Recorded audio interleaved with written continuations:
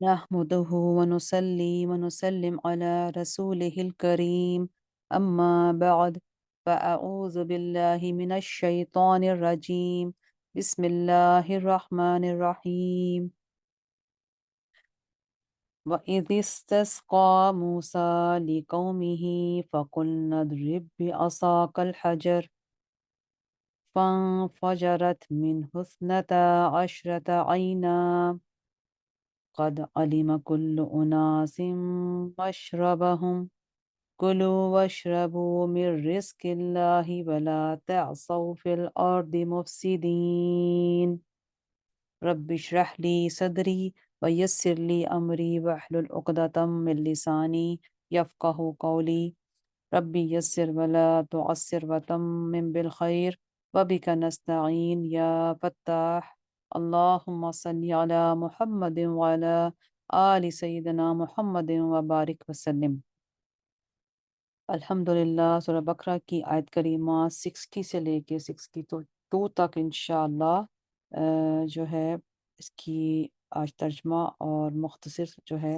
تفسیر جو بنو اسرائیل کے حوالے سے ہمارا جو واقعات اس کے معجزات جو انشاءاللہ ساتھ بیان کروں گی۔ میری اللہ تعالیٰ سے دعا ہے کہ اللہ سبحانہ تعالیٰ اس میں آسانی اور خیر عطا فرمائے بیان کرتے وقت۔ اللہ سبحانہ تعالیٰ ارشاد فرماتے ہیں آیت نمبر 60 میں، اور جب موسیٰ نے اپنی قوم کے لیے پانی طلب کیا تو ہم نے فرمایا اپنا عصا اس پتھر پر مارو تو اس پتھر سے 12 چشمے پھوٹ پڑے۔ بے شک ہر گروہ نے اپنے پانی پینے کی جگہ کو جان لیا۔ اللہ کے رزق سے کھاؤ، کلو وشربو من رزق اللہ، اللہ کے رزق سے کھاؤ اور پیو اور زمین میں فساد کرتے ہوئے نہ پھرو۔ وَإِذْ قُلْتُمْ يَا مُوسَىٰ لَن نَّصْبِرَ عَلَىٰ طَعَامٍ وَاحِدٍ فَادْعُ لَنَا رَبَّكَ يُخْرِجْ لَنَا، جب تم نے کہا اے موسیٰ ہم ہرگز ایک قسم کے کھانے پر لن نصبر ہرگز نہیں صبر نہیں کریں گے، فَادْعُ لَنَا رَبَّكَ يُخْرِجْ لَنَا مِمَّا تُنبِتُ الْأَرْضُ، سو آپ ہمارے لیے اپنے رب سے دعا کیجئے کہ وہ من اور سلوہ کی بجائے ہمیں زمین کی من بقلها وقثائها وفومها وعدسها وبصلها، ہمیں زمین کی اگائی ہوئی چیزیں، سبزی، اس میں ککڑی اور گندم، مسور اور پیاز نکال کر دے۔ قال اتستبدلون الذین هو ادنی بالذی هو خیر، فرمایا کیا تم اچھی چیز کے بدلے ادنا چیز مانگتے ہو؟ اہبطوا مصرا فإن لکم ما سألتم، شہر میں چلے جاؤ وہاں تم کو وہ چیزیں مل جائیں گی جن کا تم نے ما سألتم جن کا تم نے سوال کیا۔ وَضُرِبَتْ عَلَيْهِمُ الذِّلَّةُ وَالْمَسْكَنَةُ، اور ان پر ذلت اور بدحالی ڈال دی گئی۔ وَبَاءُوا بِغَضَبٍ مِّنَ اللَّهِ، اور وہ اللہ کے غضب میں آگے۔ ذَلِكَ بِأَنَّهُمْ كَانُوا يَكْفُرُونَ، یہ اس وجہ سے ہوا کہ وہ اللہ کی بآیات اللہ وہ اللہ تعالیٰ کی آیات کا انکار کرتے تھے۔ وَيَقْتُلُونَ النَّبِيِّينَ بِغَيْرِ الْحَقِّ، اور نبیوں کو ناحق قتل کرتے تھے، یہ اس لیے ہوا کہ وہ ذَلِكَ بِمَا عَصَوْا، کہ وہ نافرمان تھے، وَكَانُوا يَعْتَدُونَ، اور حد سے تجاوز کرتے تھے۔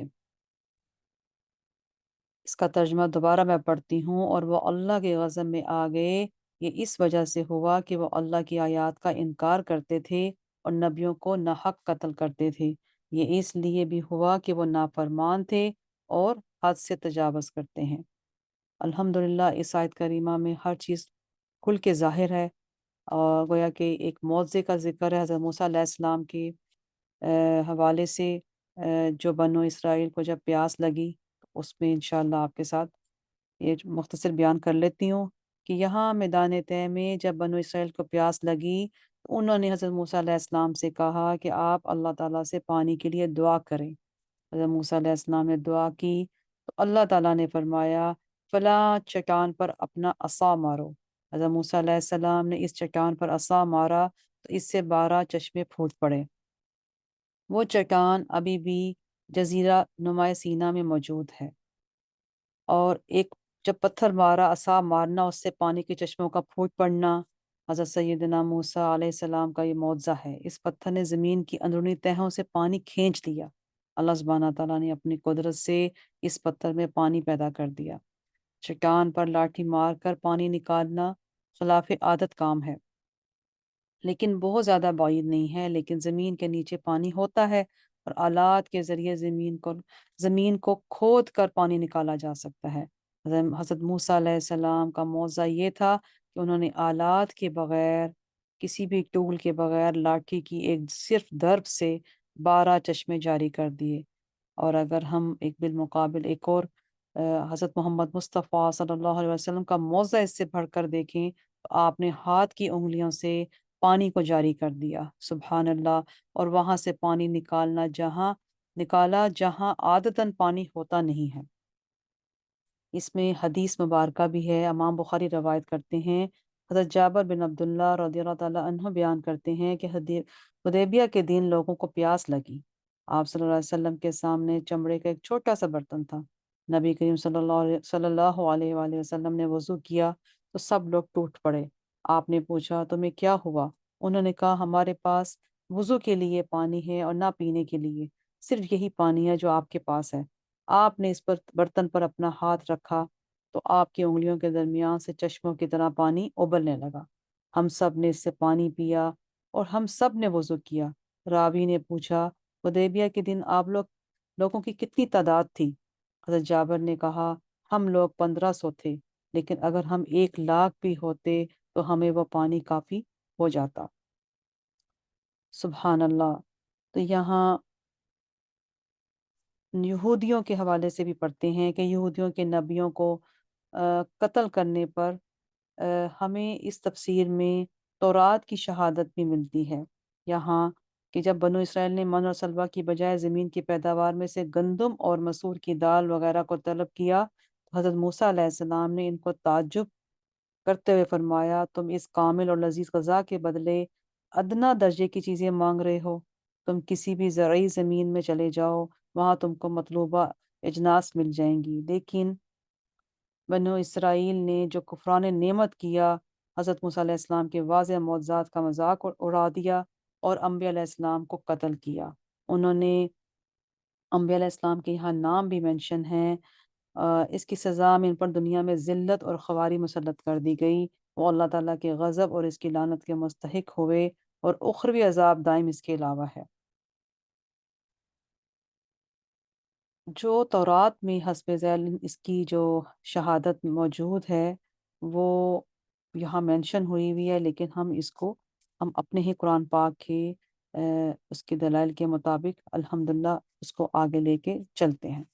یہاں یہودیوں پر ذلت مسلط کیے جانے کے باوجود یہاں اسرائیل کی حکومت کی جو ہمیں وجہ نظر آ رہی ہے کہ یہودیوں پر ذلت اور مسکنت جو ڈالی گئی، یعنی کہ مسکینی، اس سے مراد یہ ہے کہ ان کو ذلیل اور غیروں کا محتاج رکھا گیا ہے۔ اور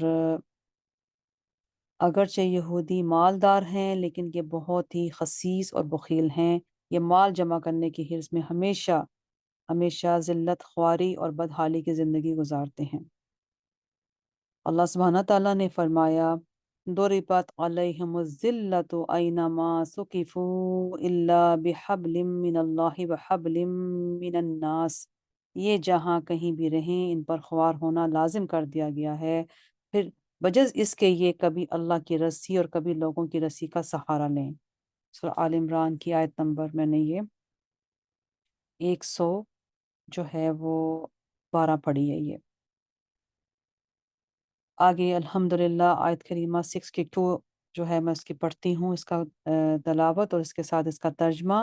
ان الذین آمنوا والذین ہادوا والنصارى والصابئین، بے شک ایمان لانے والے مسلمان، یہودی، عیسائی اور سائبین، من آمن باللہ والیوم الآخر وعمل صالحا، جو بھی اللہ اور آخرت پر ایمان لائے، انہوں نے نیک اعمال کیے، فَلَهُمْ أَجْرُهُمْ عِنْدَ رَبِّهِمْ، تو ان کے لیے ان کے رب کے پاس ان کا اجر ہے۔ ولا خوف علیہم ولا هم یحزنون، اور نہ ان پر خوف ہوگا اور نہ وہ غمگین ہوں گے۔ اس کا ایک ریگولر ترجمہ اس کا جو ہے مکمل پڑھ لیتی ہوں کہ بے شک ایمان والے مسلمان، یہودی، عیسائی، سائبین اور جو بھی اللہ اور آخرت پر ایمان لائے اور انہوں نے نیک اعمال کیے، تو ان کے لیے ان کے رب کے پاس ان کا اجر ہے، اور نہ ان پر خوف ہوگا نہ وہ غمگین ہوں گے۔ یہاں سائبین جو وصابین، اس کے دین کی تحقیق کو سمجھ دیتے ہیں۔ سائبین کا لفظ سبا سے بنا ہے۔ یہاں علامہ ابن جریر اس کے متعلق لکھتے ہیں، جو شخص ایک دین کو ترک کر کے دوسرے دین کو اختیار کر لے، اس کو لغت میں سابئی کہتے ہیں۔ مجاہد نے کہا سابئی وہ لوگ ہیں جن کا کوئی دین نہ ہو۔ اور ایک اور مجاہد سے ایک روایت ہے کہ سابئی مجوس اور یہود کے درمیان ایک قوم ہے۔ اور حسن بصری سے بھی یہاں روایت کرتے ہیں کہ سابئی فرشتوں کی پرستش کرتے ہیں، اور اس طرح اور بھی اقوال ہیں کہ اہل کتاب کا ایک فرقہ ہے جو زبور کو پڑھنے والا ہے۔ اس طرح کے مختلف قسم کے جو ہیں اقوال یہاں بیان کیے گئے ہیں۔ تو یہاں ایمان لائے ہوئے لوگوں کے ایمان لانے کی توجیہ کو سمجھتے ہیں۔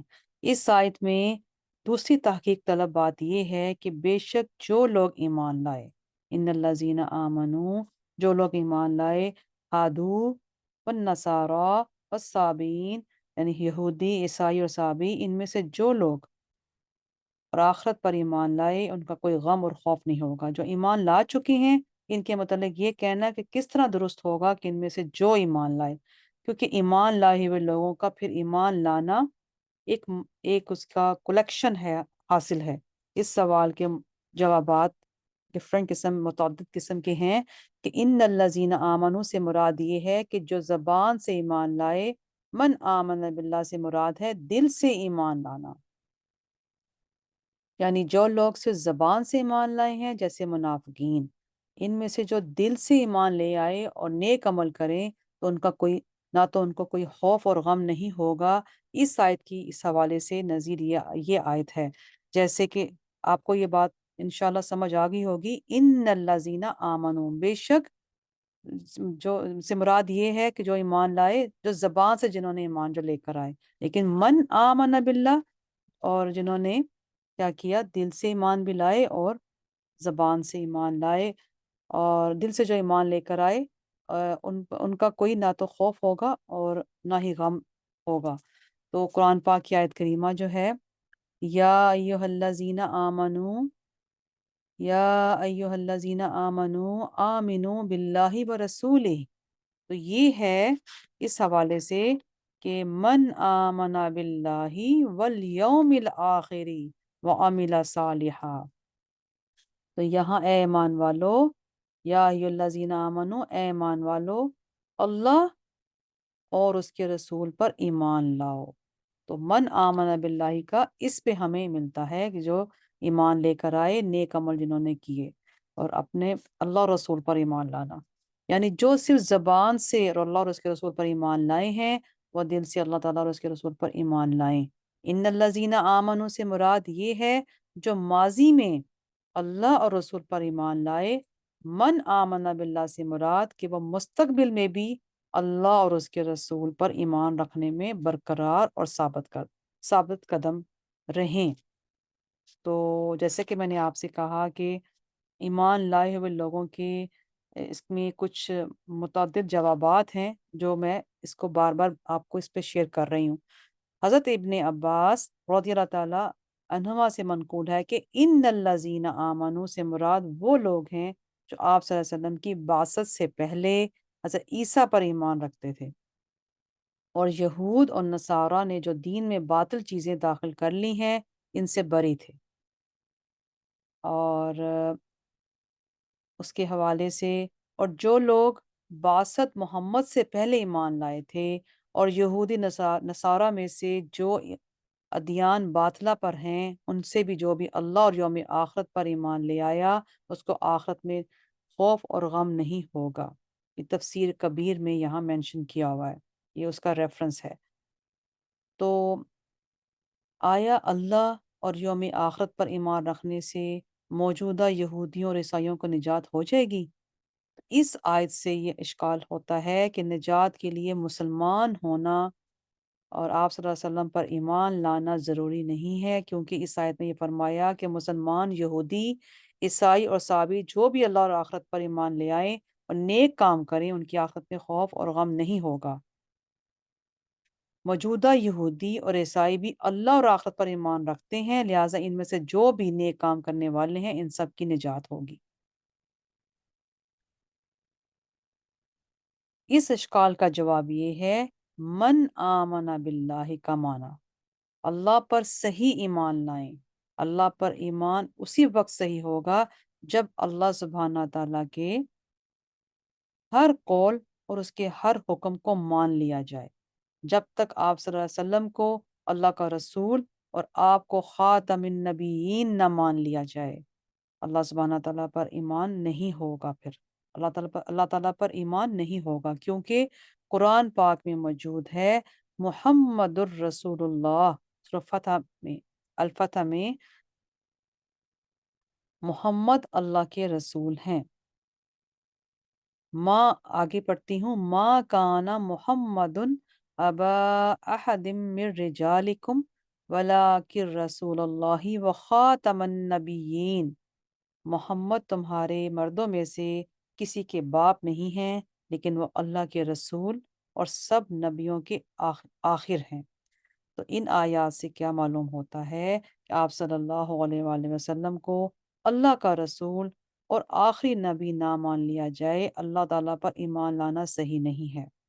یعنی کہ جب تک ان آیات سے معلوم ہوا کہ جب تک آپ صلی اللہ علیہ وآلہ وسلم کو اللہ کا رسول اور آخری نبی نہیں مانا جائے گا، تب تک اللہ تعالیٰ پر ایمان لانا صحیح نہیں۔ مکمل دونوں چیزیں محمد الرسول اللہ، تب جا کے پھر من آمنا باللہ والیوم الآخری۔ پھر اللہ سبحانہ تعالیٰ کا ارشاد ہے، ان الدین عند اللہ الاسلام، بے شک اللہ کے نزدیک اسلام ہی دین ہے۔ هو الذی ارسل رسولہ بالہدی ودین الحق ودین الحق لیظہرہ علی الدین کلہ ولو کرہ المشرکون۔ وہی ہے، یہ سورۃ توبہ کی آیت کریمہ ہے، آیت نمبر 33۔ وہی ہے جس نے اپنے رسول کو ہدایت اور دین حق کے ساتھ بھیجا تاکہ اس کو ہر دین پر غالب کر دے، خواہ مشرکین پسند نہ کریں۔ آیت نمبر سورۃ آل عمران آیت کریمہ، اس کی آیت نمبر ہے 85۔ وَمَن يَبْتَغِ غَيْرَ الْإِسْلَامِ دِينًا فَلَن يُقْبَلَ مِنْهُ وَهُوَ فِي الْآخِرَةِ مِنَ الْخَاسِرِينَ۔ اور جس نے اسلام کے سوا کسی اور دین کو طلب کیا تو وہ اس سے ہرگز قبول نہیں کیا جائے گا اور وہ آخرت میں نقصان اٹھانے والوں میں سے ہوگا۔ ان آیات سے معلوم ہوا جب تک کوئی یہودی، عیسائی یا صابئی اپنے مذہب کو ترک کر کے اسلام کو قبول نہیں کرے گا، اس کا اللہ پر ایمان نہیں ہوگا، کیونکہ اللہ تعالیٰ نے فرما دیا اس کے نزدیک اسلام کے سوا اور کوئی دین قابل قبول نہیں۔ یہ بات بھی ملحوظ ہمیں رہنی چاہیے کہ کسی ایک آیات یا کسی ایک حدیث کو دیکھ کر بھی کوئی نتیجہ نکالنا صحیح نہیں ہے، جب تک کہ اس موضوع سے متعلق تمام آیات اور احادیث کا مطالعہ نہ کر لیا جائے۔ بعض آیات مجمل ہوتی ہیں اور ان کی تفصیل دوسری آیات میں ہوتی ہیں۔ بعض آیات بظاہر ہے اس میں کیا ہوتا ہے، اختلاف ہوتا ہے، ان میں کسی دقیق وجہ سے جو ہے اس کی مطابقت ہوتی ہے۔ بعض آیات منسوخ اور بعض ناسخ ہوتی ہیں، اور بعض آیات عام ہوتی ہیں، اور بعض دوسری آیات ان کے لیے مخصص ہوتی ہیں۔ یہی حال احادیث کا ہے، اس لیے کسی ایک آیت یا کسی ایک حدیث کو دیکھ کر نتیجہ نکالنا صحیح نہیں ہے۔ یہ ایک آپ کو ایڈیشنل جو ہے نالج مل گئی اس حوالے سے سمجھنے میں۔ اور جیسا کہ میں اکثر اپنے سیشن میں یہی کہتی ہوں کہ جب تک علم حاصل ہم نہ کریں تب تک ہمیں کئی چیزوں کے کنسیپٹ ہمارے جو ہے اس میں ڈاؤٹ رہتا ہے اور کلیئر نہیں ہوتی۔ علم حاصل کرنا بہت ضروری ہے۔ نجات کے لیے صرف دین کی طرف منسوب ہونا کافی نہیں ہے۔ یعنی کہ یہاں ایک روایت ہے، امام ابن جریر یہاں ایک روایت کیا ہے کہ مسلمان یہود اور نصارہ آپس میں ملے، یہود نے مسلمانوں سے کہا ہم تم سے بہتر ہیں، ہمارا دین تم سے پہلے ہے اور ہماری کتاب تم سے پہلے ہے، ہمارے نبی تمہارے نبی سے پہلے ہیں، ہم ہی دین ابراہیم پر ہیں اور جنت میں صرف یہودی ہی داخل ہوں گے۔ نصارہ نے بھی اس طرح کہا، مسلمانوں نے کہا ہماری کتاب تمہاری کتاب کے بعد ہے، ہمارے نبی کریم صلی اللہ علیہ وآلہ وسلم تمہارے نبی کے بعد ہیں، ہمارا دین تمہارے دین کے بعد ہے، تم کو اپنے دین کے ترک کرنے اور ہمارے دین کی اتباع کرنے کا حکم دیا گیا ہے، اس لیے ہم تم سے بہتر ہیں، ہم ہی حضرت ابراہیم اسماعیل اور اسحاق کے دین، جنت میں وہی شخص داخل ہوگا جو ہمارے دین پر ہوگا۔ تو اللہ سبحانہ تعالیٰ نے یہ آیت نازل فرما دی، لیس بِأَمَانِيِّكُمْ ولا امانی اہل الکتاب سے لے کے ولا یظلمون نقیرہ سورۃ النساء میں، تمہاری خواہشوں پر کچھ موقوف ہے نہ اہل کتاب کی امیدوں پر، جو برا کام کرے گا اسے اس کی سزا دی جائے گی اور وہ اللہ کے سوا کوئی حمایتی اور مددگار نہ پائے گا، اور جو حالت ایمان میں نیک کام کریں گے خواہ مرد ہو یا عورت تو وہ جنت میں داخل ہوں گے اور ان پر ذرہ بھی ظلم نہیں کیا جائے گا۔ تو خلاصہ کیا ہے کہ یہود اور نصارہ کا یہ دعویٰ کرنا باطل ہے، جنت ان کے ساتھ مخصوص ہے، نہ کسی مسلمان کا محض زبانی ایمان کا دعویٰ کرنا کافی ہے، بلکہ جو اللہ اور اس کے رسول پر صحیح ایمان کے ساتھ نیک عمل کرے گا وہ جنتی ہوگا۔ یہ آیت ہے کہ جو لوگ محض زبان سے اسلام کا دعویٰ کرتے ہیں، اور یہودی عیسائی اور صابئین کا محض زبان سے اسلام کا دعویٰ کرنا یا کسی کا یہودی ہونا یا کسی کا عیسائی ہونا یا کسی کا صابئی ہونا نجات کا سبب نہیں ہے۔ نجات کے لیے ضروری کیا ہے کہ وہ اللہ پر صحیح ایمان لائیں اور آخرت کو مانیں، آپ صلی اللہ علیہ وآلہ وسلم کو آخری نبی مانیں اور پچھلے تمام ادیان کو منسوخ مانیں اور آپ کی لائی ہوئی شریعت کی پیروی کریں، اور ان کو آخرت میں کوئی خوف ہوگا اور نہ وہ غمگین ہوں گے۔ وما علینا الا البلاغ المبین، سبحانک اللہم وبحمدک نشہد ان لا الہ الا انت نستغفرک ونتوب الیک، وصلی اللہ تعالی علی خیر خلقہ وعلی آلہ واصحابہ اجمعین برحمتک یا ارحم الراحمین۔